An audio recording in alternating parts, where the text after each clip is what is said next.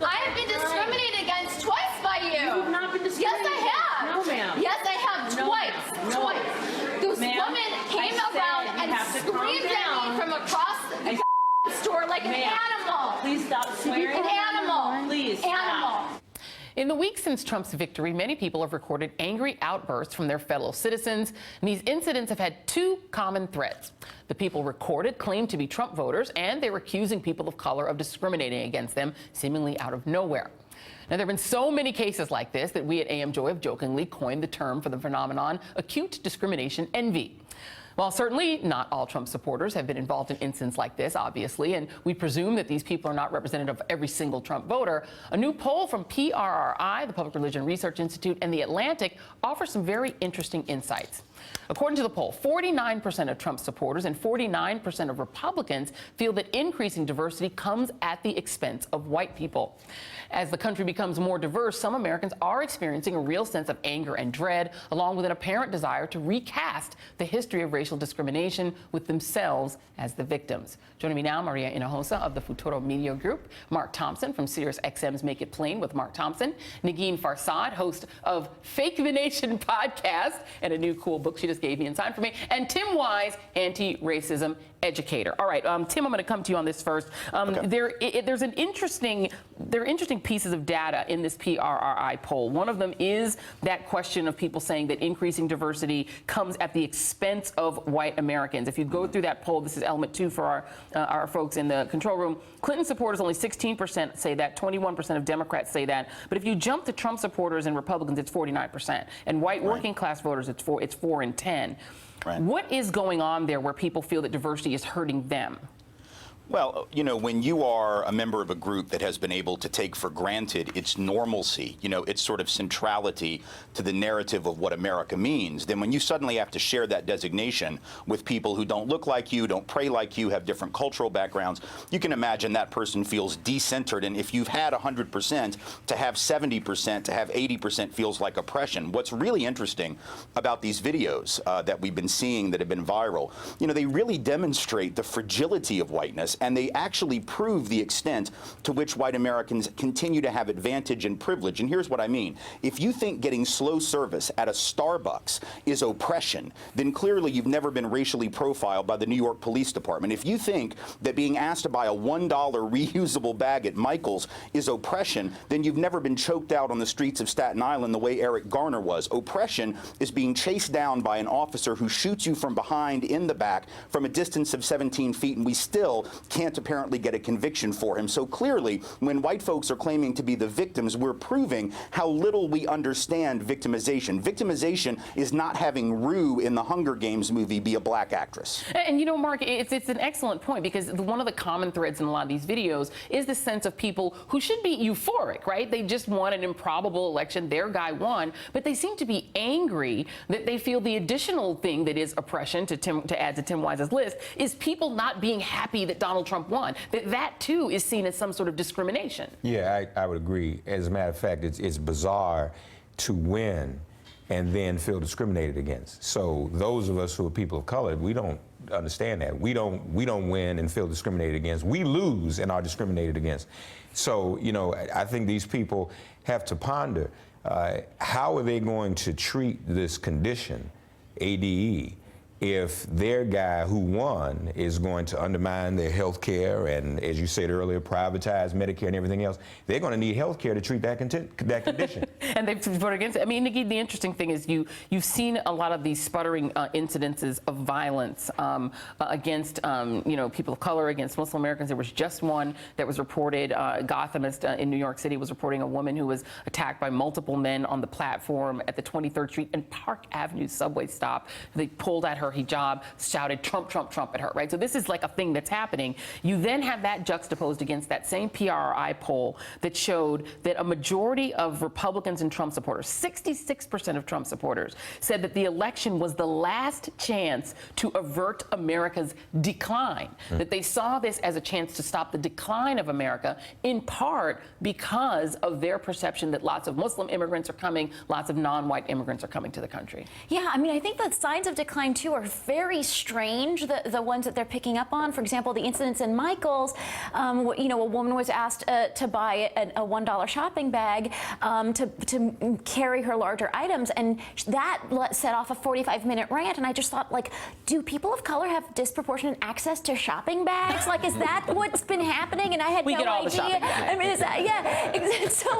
So I feel like it's strange. And also, a woman who's like probably on her way to a yoga class, like wearing a hijab, is not the symbol of the decline of an American empire, you know. And so these I think we need to kind of like calm down for a second, really think about the shopping bag and what it means, and recognize that it doesn't mean that you're being discriminated against. And it really was 45 minutes. I mean, you also have this sort of hair trigger sense that the anger and rage inside of these people immediately goes to, you are being racist against me as a white person. Like, that is happening constantly now, and they're associating it, well, because I voted for Donald Trump.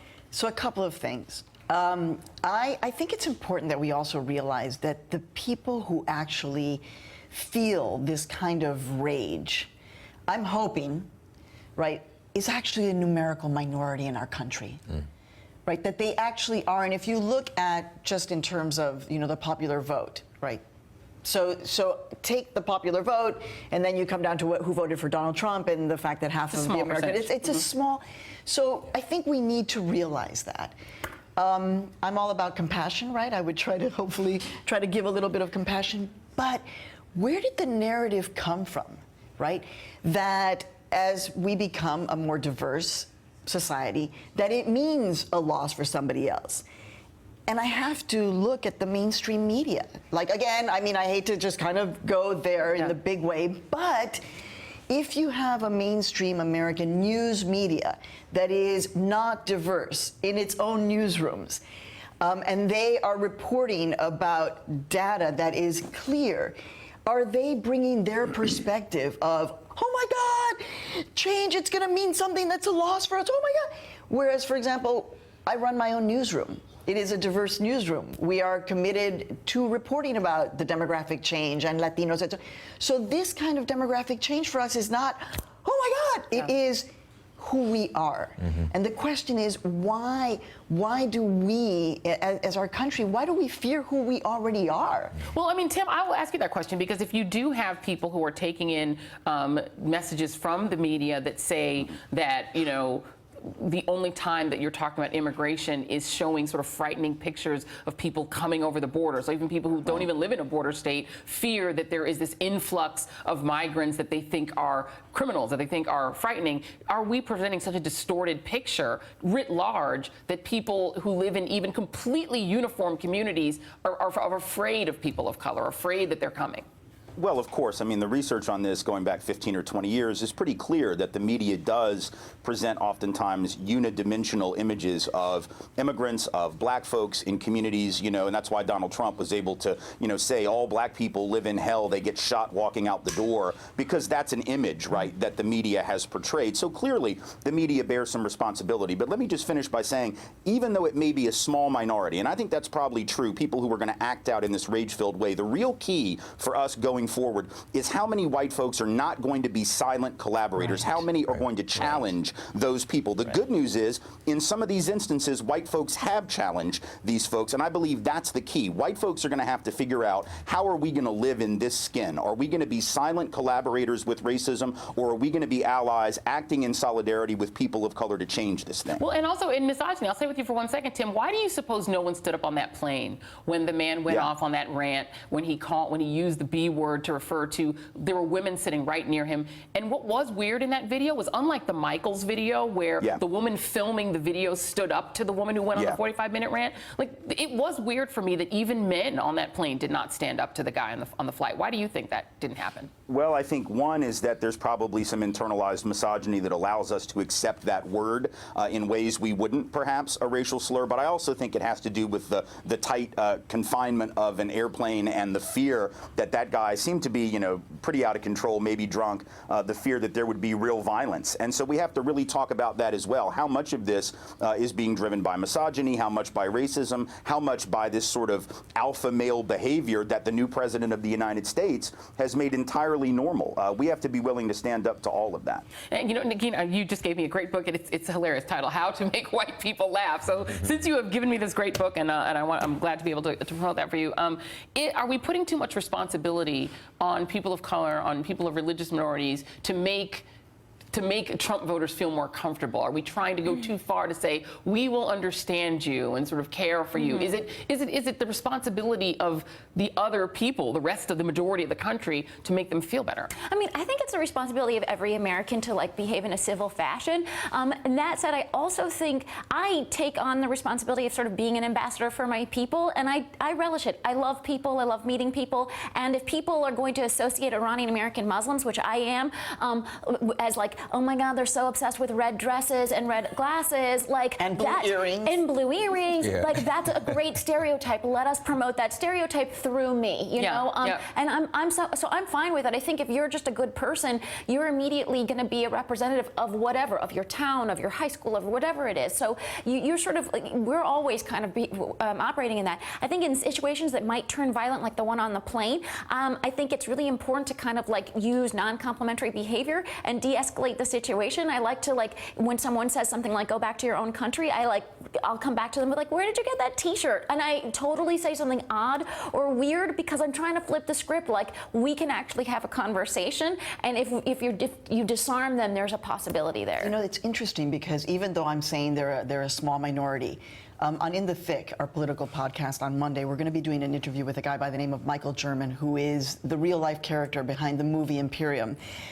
He is a white FBI agent who goes undercover after 9/11 into white supremacist Aryan nations kind of organizations.